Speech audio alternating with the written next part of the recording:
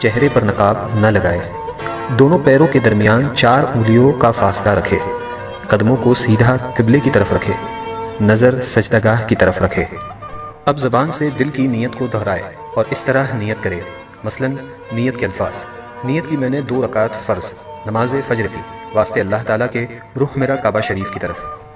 نیت کے الفاظ زبان سے ادا کرنا فرض یا واجب نہیں بلکہ مستحب ہے۔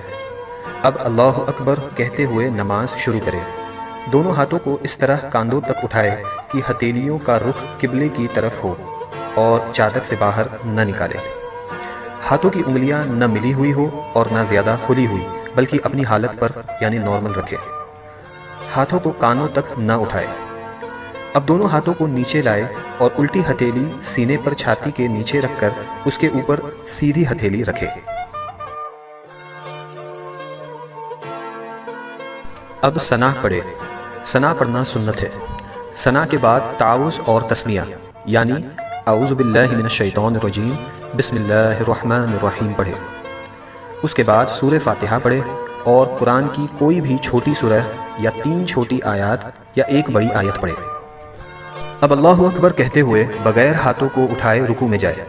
رکوع میں تھوڑا جھکیے یعنی اتنا کہ ہاتھ گھٹنوں پر ہو، زور نہ دیجیے اور گھٹنوں کو نہ پکڑیے اور انگلیاں ملی ہوئی اور پاؤں جھکے ہوئے رکھیے۔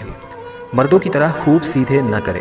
اب کم سے کم 3 مرتبہ یہ تسبیح پڑھے: سبحان ربی العظیم، سبحان ربی العظیم، سبحان ربی العظیم۔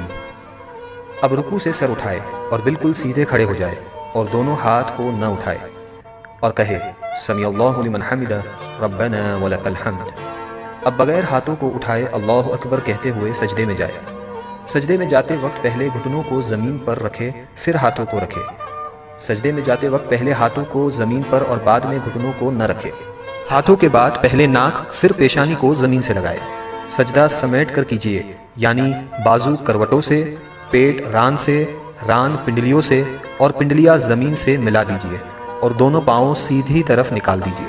اب کم سے کم 3 مرتبہ یہ تسبیح پڑھے: سبحان ربی الاعلی، سبحان ربی الاعلی، سبحان ربی الاعلی۔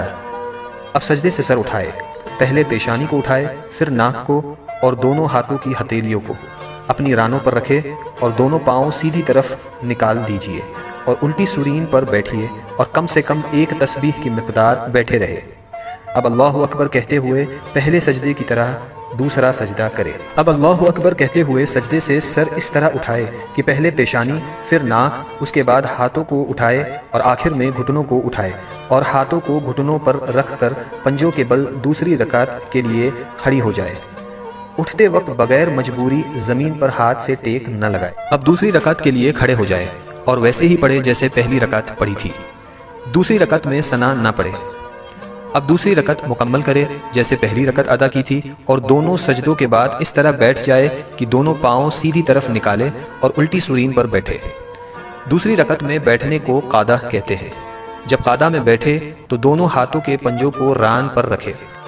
اب پوری التحیات پڑھے اور جب اشہد ان لا الہ کہے تو اپنی انگلیوں سے مٹھی بنا لے اور کلمے کی انگلی سے اس طرح اشارہ کرے اور جب الا اللہ پر پہنچے تو کلمے کی انگلی کو گرا دے اور پنجے کو کھول دے اور جیسے ہاتھوں کی پہلی حالت تھی اسی حالت میں رکھے یعنی ہتھیلی کو ران پر کھول کر رکھ دے اور وَأَشْهَدُ أَنَّ مُحَمَّدًا عَبْدُهُ وَرَسُولُهُ پڑھے۔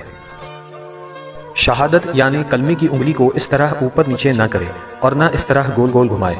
انگلی کو حرکت دینا یا ہلاتے رہنا سنت نہیں۔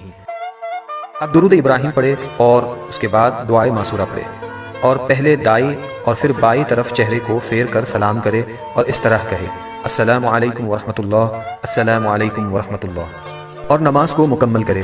اگر 4 رکعت کی نماز کی نیت کی ہو تو التحیات پڑھ کر تیسری رکعت کے لیے کھڑے ہو جائے۔ اگر فرض نماز پڑھ رہی ہو تو تیسری اور چوتھی رکعت کے قیام میں بسم اللہ اور الحمد شریف پڑھے، سورت ملانے کی ضرورت نہیں، اور اگر سنت یا نفل ہو تو الحمد کے بعد سورت بھی ملائے، اور اگر نفل نماز 4 رکعت پڑھے تو تیسری رکعت میں ثنا بھی